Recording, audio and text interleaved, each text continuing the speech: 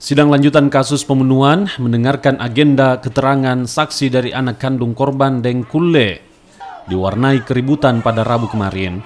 Keributan terjadi usai sidang di mana keluarga korban berupaya menghakimi kedua terdakwa saat akan masuk ke dalam mobil tahanan.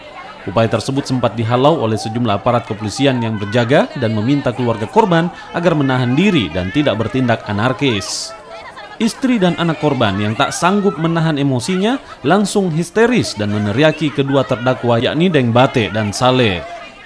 Sidang ini merupakan sidang kelima dengan agenda mendengarkan kesaksian dari anak korban, Supriyadi.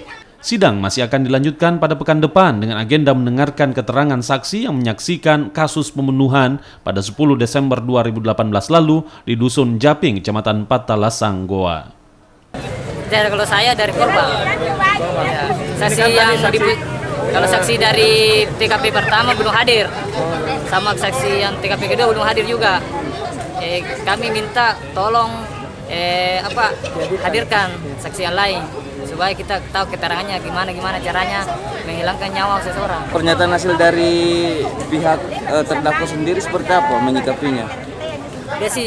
Dia mau mengakui sendiri saja, bukan. Padahal dia sudah 8 orang. Gitu. Tadi agendanya untuk pemeriksaan saksi. Baru tahap pertama kesempatan pertama untuk mengajukan saksi. Karena sidang sebelumnya itu putusan selah.